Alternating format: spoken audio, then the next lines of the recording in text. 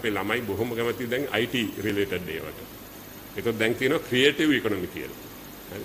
දැන් අපි ගොඩක් ළමයි බලනවා කොරියන් ටෙලිඩ්‍රාමා. නේ?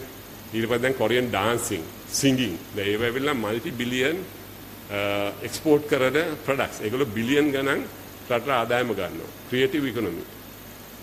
හරි. ඒක වීඩියෝ හදන එක වෙන්න පුළුවන්, apps හදන එක වෙන්න පුළුවන්, සින්දු වෙන්න පුළුවන්, dance වෙන්න පුළුවන්, arts වෙන්න පුළුවන්. දැන් ඒවත් export කරන්න පුළුවන් ලොකු දේවල්. ඒක නිසා creative economy කියන එකට ගේන්න මොකද නැත්නම් අපි traditionally ඉන්නේ යම්සි රාමුවක හිර වෙලා ඉන්නේ. ඒ products ටිකම තමයි අපේ සීයලත් කරේ, අපේ තාත්තලත් කරේ, අපිත් කරන්නේ. දැන් ඒක නිසා අපි දැන් මේක වෙනස් කරලා අලුත් දේවල් ගේන්න වෙනවා. තාක්ෂණයත් එක්ක අපි ගේන්න වෙනවා. දැන් ඒකට තමයි අපිට ගිය සතිය ආවා ඩොක්ටර් හාන්ස් මිනිස්ට්‍රි එකට.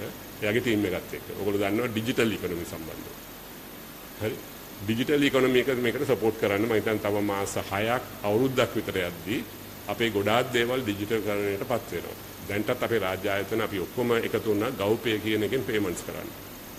ඒකට රාජ්‍ය ආයතන වල අය ඉන්නවා ඔඩිටර්ස් ලගෙන් ප්‍රශ්නයක් එයි කියන. නමුත් ඒගොල්ලෝ ඔඩිටර්ස්ලවත් ට්‍රේන් කරලා ඒ අවශ්‍ය අනපනත් වෙනස් කරලා ඒගොල්ලෝ සපෝට් කරලා ඔන්ලයින් පේමන්ට්. එතකොට කොල තියෙන්න බෑ. ඊට පස්සේ කවුරු හරි ව්‍යාපාරයක් ආවහම රෙජිස්ටර් වෙන්න ඔන්ලයින් රෙජිස්ට්‍රේෂන්. පේමන්ට් එක කරනවා ඔන්ලයින්. හරි. ශරෆ් ගාවට යන්න ඕනේ, අතුනහ මාට්ට වහනවා, ඊට පස්සේ ඊළඟ සඳුද එන්න ඕනේ. ඒ කතා නෑ. ඕන වෙලාවක Tamanට පේමන්ට් එක කරන්න පුළුවන් ගෙදර ඉඳන් රැට වුණත්. ඒක තමයි ඩිජිටල් සර්ටිෆිකේෂන් ගන්න ඕන නම් ඩිජිටලි ගන්න පුළුවන්. ID එකද પાස්පෝර්ට් එකද ඒ ටික. ඒතරේ ඩිජිටල් කරන්නේ දේවල් දැන් අපිට ටික ටික අත්හදා බලන්න පුළුවන්. රාජ්‍ය ආයතන දැන් ඔක්කොම අපි එනවා පේ කරන්න ඔන්ලයින්. GovPay එක හරහා. ඉතින් මේවා තමයි අලුතෙන්ම national level එකකින් policy level එකකින් අපේ ministry level එකකින් වෙන දේවල් සහ changes එක පාටම එන්නේ ඔයගොල්ලන්ට තේරෙන්නේ දැන් හොරු අල්ලන්නේ කිය හිටියා. දැන් තේරෙනවා හොරු අල්ලනවා කියලා. ඒ වගේ තව ටික දවසක් ගමන් ඩිජිටල් නෑ කිව්වම තාම මාස 6ක් අවුරුද්දක් වෙද්දි ඔක්කොම ඩිජිටල් තමයි. හරි. එතකොට එක එක ඔෆිසර්ස්ලා පස්සේ යන්නයි, එහෙ යන්නයි, මෙහෙ යන්නයි ඕනේ. ගෙදර ඉඳන් තමන්ගේ ඔෆිස් එකේ ඉඳන් රෙජිස්ට්‍රේෂන් එක, පේමන්ට් එක කරගන්න පුළුවන්.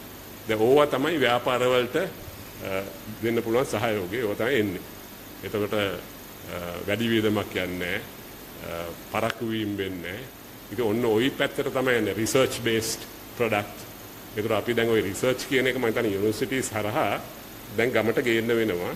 මොනවද අලුතෙන් තියෙන ට්‍රෙන්ඩ්ස්, අලුතෙන් තියෙන මාකට්ස්, අලුතෙන් තියෙන ටෙක්නොලොජිස් කියන එක. ඒ නිසා යුනිවර්සිටිස් දැන් අපිට ලින්ක් කරන්න වෙනවා මේ ඔයගොල්ලන්ගේ චේම්බර් එක ලින්ක් කරන්න වෙනවා වයඹ යුනිවර්සිටියත් එක්ක.